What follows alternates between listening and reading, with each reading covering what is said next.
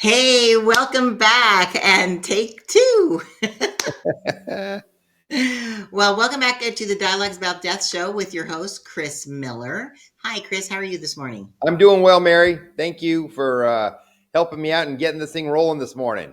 Well, I think we were talking about this off screen that the heat is like making the technology go, ah! Yeah. So it's all good. It's all good. And we're going to make this a super short show today, Chris, because I think people are busy and we need to get in and out. And there's so much to share in a short period of time. Yep. So make sure Absolutely. you stay with us. And if you're, sorry, I cut you off. Is there anything you wanted to share today? No, I just say, you know what? It is summertime and people are like starting to travel and get out of get out of town and have a good time. So let's get with it this morning. I love it. Okay, cool. So we're going to get right into it. Today we're talking about what is how to pick your cremation, because there are so many. So Chris, I kind of wanted you to kind of give a general overview at first, then we're going to dive deep into different cremation types, because there are so many new things and you're very innovative and you're always coming up with the cutting edge stuff. So I'm going to go off screen so you can answer this question in general. Thanks. Sure. So today we're talking a little bit about cremation. And if cremation is something that is something that you desire at the time of your death and a means for disposition, then we're going to talk about that a little bit today. And what we offer at Thomas Miller Mortuary here in Southern California is gas or flame cremation.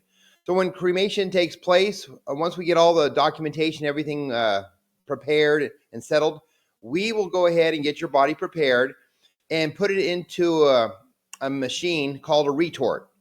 And a retort is kind of a large vessel. It's kind of like an oven that is made with high like powered bricks. So it takes a lot of heat. And what we do is we introduce flame with a natural gas to begin the cremation. And the cremation will take place, I usually say it's about like 100 pounds per hour, but it's typically anywhere from, say, an hour and a half to 3 hours for an average cremation, depending on the size of the person and depending if they were embalmed or prepared, the type of cremation container they were in, if they were just in a simple minimum cardboard cremation container, or if they might have been in a heavier cardboard container, or if they were in a wooden casket. So there's different levels of types of containers that your body can be placed into for cremation. So that also kind of enhances the time that it takes to have someone cremated. But go right ahead. No, go ahead. You're going to say, but I was waiting for you to come on so I can tell you more. Well, okay. So I just want to point out, because some people, the reason we're talking about different kinds of cremation is that there are people have different preferences and they might have heard something from someone or they go on the interwebs and they go, oh, and they get scared of like, oh, I don't want to do this. But once someone has passed away, they don't feel anything. So all these different cremation options are really the families, or if you take the time to pre-plan, which is what we recommend. Yes.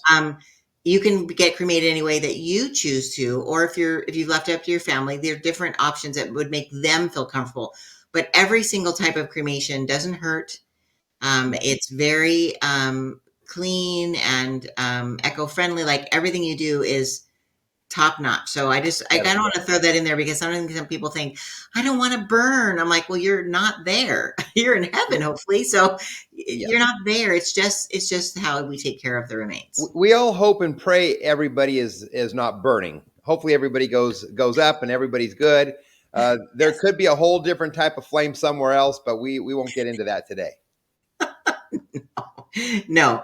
And so I said there's different options. So let's talk really a little bit. People have asked about, like, is there anything sustainable or good for the environment? But I think because you're going to cover this in the next question, there are the most common that people now are talking about now are cremation by fire, which is something that is what has been done forever. There's water, there's planting, and composting, and those are two different things. So those two are like more like the kind of the sustainable. So I'm going to go off screen and then let you talk a little bit about all those. Yeah, that'd be great. Let's do that. All right. Oh, wait, before we go, we have Yeah, quite a bit of people live here. So I just want to fantastic. thank them. Yay. Keisha, thank you so much. I know we got kind of confused in where the show was today, the technology. So Kathy, Erica, Keisha, this is Beautiful. awesome. Christina, good Wonderful. morning. Look at everybody. Sissy, look at everybody chiming in. Wow. Carlene, Yep. I Carl love and it. Christy. And Wonderful. Sherilyn. Beautiful. Awesome. Good morning, everybody. Thank Good you so morning. much. And I didn't share this, but as just typical housekeeping, since we kind of jumped over that, if you have a question, please put it in the comments because we'd love to answer questions live. And if you feel this is would bless someone, we'd love for you to share it with them. So it's easy to hit the share button on your Facebook page. So Beautiful. again, thank you so much, Chris. And again, we're going to be talking about. So Different types of sustainable cremation. yeah, and not just sustainable. You can go into Yep. detail a little bit about the water and the fire as well. Absolutely. Awesome. Okay, thanks so much. You bet. So, in addition to what we offer at Thomas Miller Mortuary, which is fire or flame cremation, there's been some new technology out there for probably the last 5-10 years, and it's just starting to catch on here in California. And it's called alkaline hydrolysis. And what that is that's cremation using water.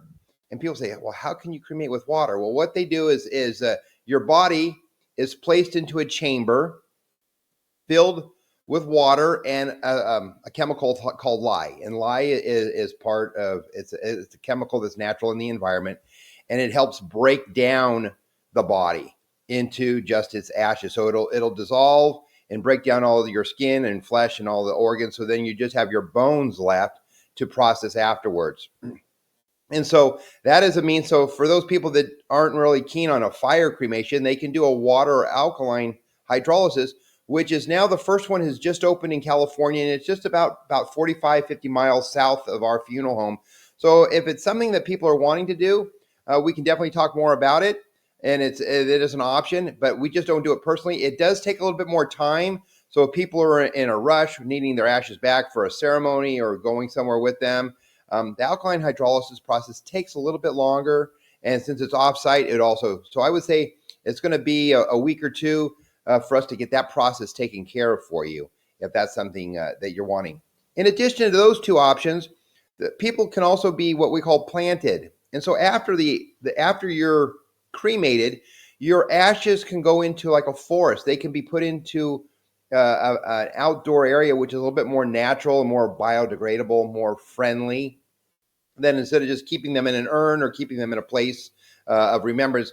There's a place actually they've opened up a forest area up in the area of Big Bear, Lake Arrowhead area, that you can actually bring your loved one's cremated remains up there, and you can pick up a personalized tree and plant the ashes underneath the tree, and the ashes would act as like a fertilizer type of thing to be underneath to nourish the tree as it grows. Then there's also one other thing. It's called composting, and people go, "What's composting?"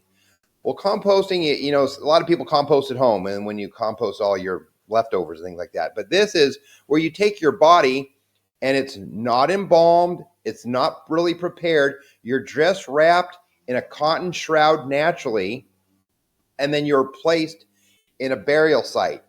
And there is one cemetery right now in Northern California, I think near the Merced area, that allows that. And it's something that is just catching on. It's for those people that are very green, environmental. They don't want to have chemicals in their body, and they just want to kind of go back into the earth. It's just something very natural. So that's something that is offered out there. It's very unique. It's not an everyday occurrence, but those are things that we can offer and help our families research if it's something they want to do. It's just that we don't have any of those options locally here in Southern California at this time. Awesome. Well, Sissy actually just chimed in and she said it's called Better Place Forest in Lake Arrowhead, California. Wonderful. Yay. Thank you, Sissy. Now, because Sissy obviously is one of Chris's amazing staff members, Yeah. or I should say family, because they are so much like a family there.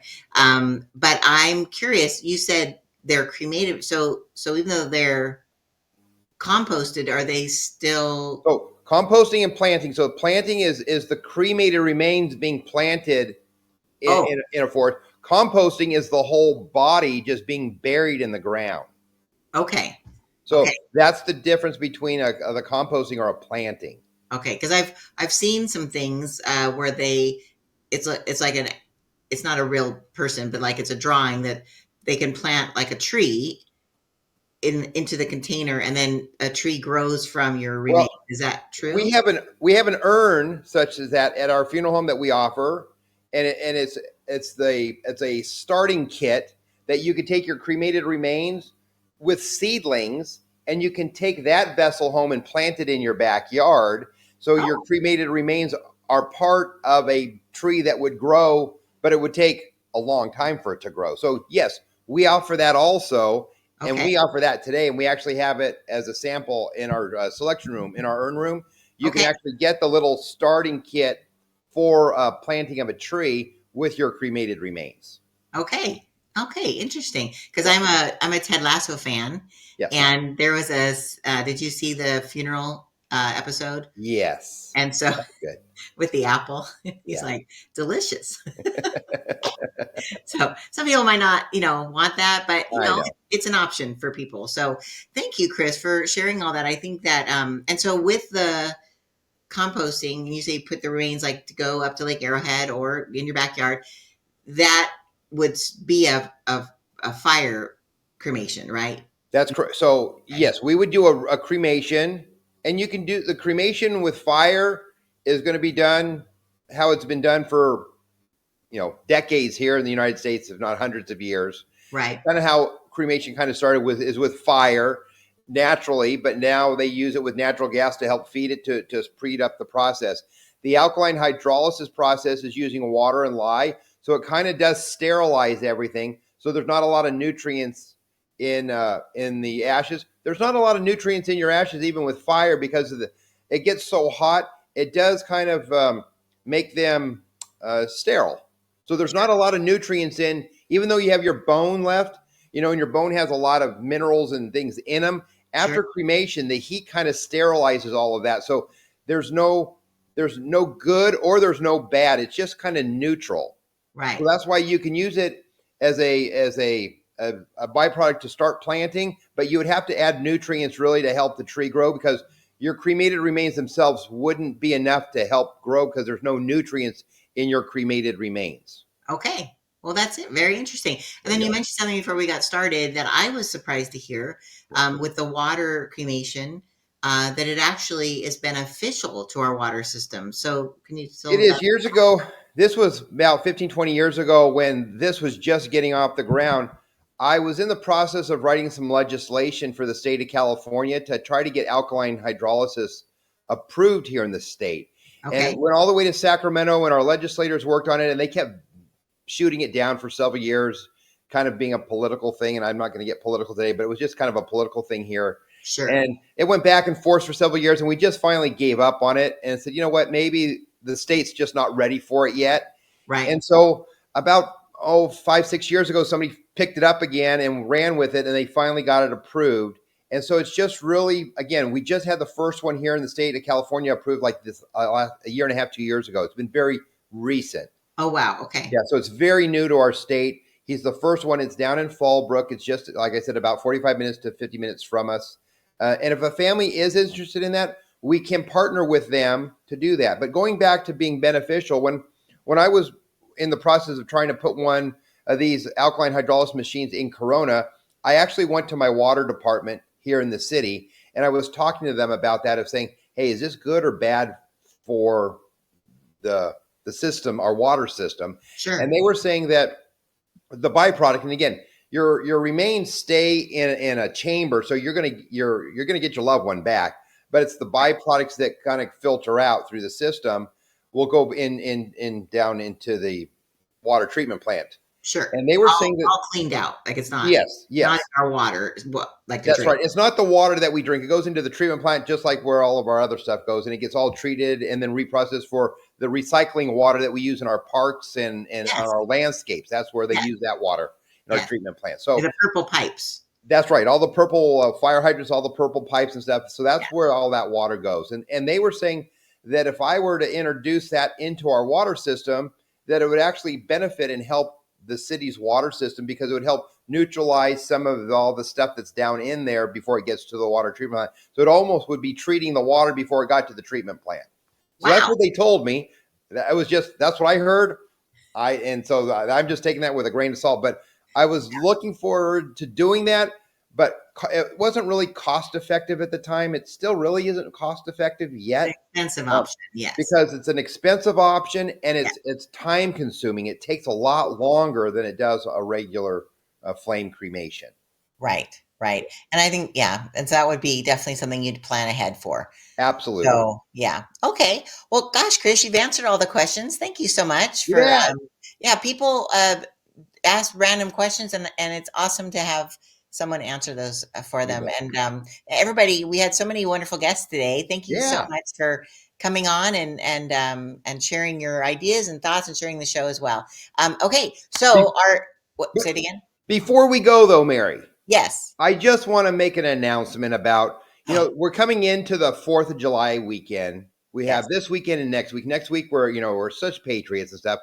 But I just want people to be aware about drinking and driving Oh, good. and driving fast on the roads. I was watching the news this morning and there's several car accidents out there and people are dying because they're not being prudent. So I just want people to be aware, be responsible, have fun, be patriotic, but don't drink and drive.